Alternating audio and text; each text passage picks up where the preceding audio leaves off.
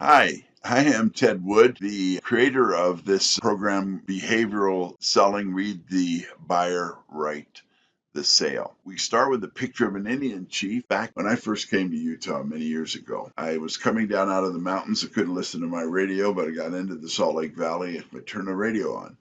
Well, it happened to be just by chance on a talk show, and they were talking with this Ute Indian chief and medicine man. It was pretty interesting. The commentator ultimately started to wax philosophical and political, and the Indian chief stopped him and said, "I'm not interested in any philosophy of life that will not grow corn." But that was pretty interesting. And in our case, I'm not interested in any philosophy of life that's not going to help you make sales. So let's look at where we're at here. We have four dogs in this picture. You can tell by the expression, I hope, when a man approached different dogs with a stick, what big stick, what did the dogs do? Well, some of the dogs got angry. The other dogs wanted to play. Some dogs just sat there and looked at the man, and another dog ran away. So it was only four things that the dogs did. And they developed out of that concept. Marston was the professor from Harvard who did it, developed out of that the DISC model of behaviors, which, if you look at a DISC chart, it can get pretty complicated. When you're making a sale, especially a big ticket sale like an automobile, this is either the most expensive thing people are ever going to spend their money on in their life or the second most expensive. So that's the same kind of pressure as a man approaching the dogs on a stick. We're humans, but we behave in certain ways. Our selling program is all about how to read those different ways that people are behaving based on the sales process and learning how to get them to buy based on the way that they behave. It makes it a lot easier for you if you can read them, you know how to work with them. We'll start with the dominant behavior.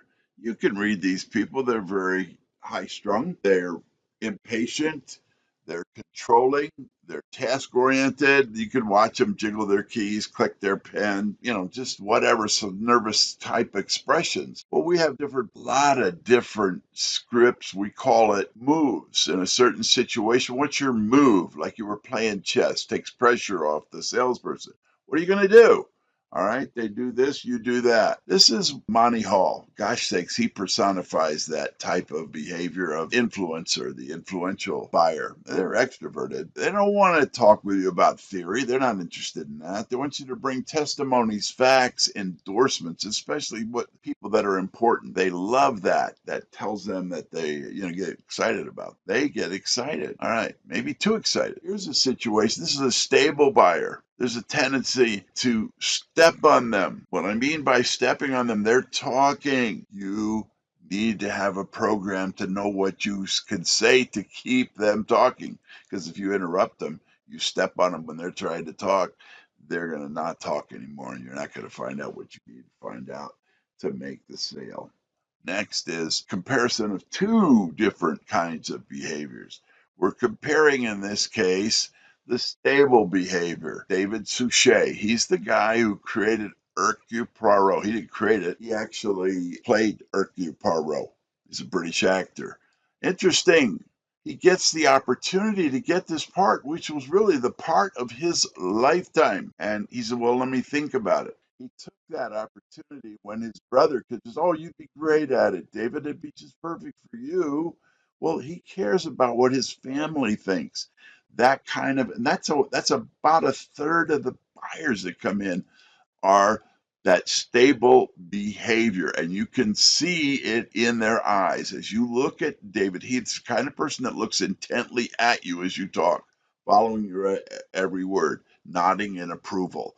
Well, nodding in not approval, we'll say, because it doesn't mean that they really approve. This young lady here personifies, I think, pretty well the compliant behavior because she's very intently engrossed in thinking about something, studying something. It's hard for them to even look at you.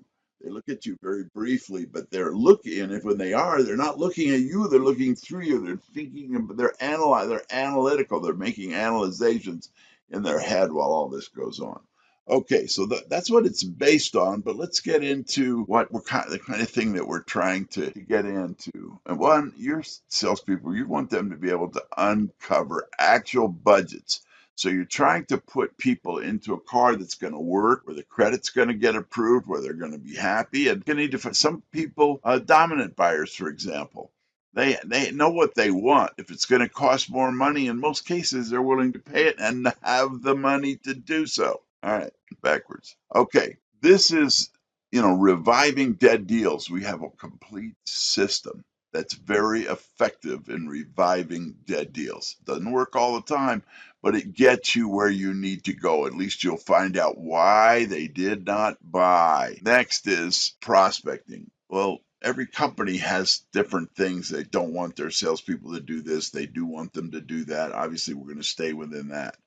But no one complains if they network with their own buyer, their own already people that have already bought, friends, family, that kind of thing. That's what you're really trying to get them to do, especially the newbies that come in. This can be very, very helpful to a new salesperson because they get them focused where they can get some levels of success and they can see the logic of network selling instead of hanging out in a huddle on the lot. Next is no big deal. I knew I could close them. Well, setting up a system in your own mind of how to create and understand the buy cycle, both in yourself and in other people, so that you can move forward. I'm going to go to the last slide and I'm really going to kind of say goodbye. You could pause it here and look at this. This is a list of what we're doing. It's 12 sessions. God bless you. Thank you for listening to me. I way appreciate this opportunity.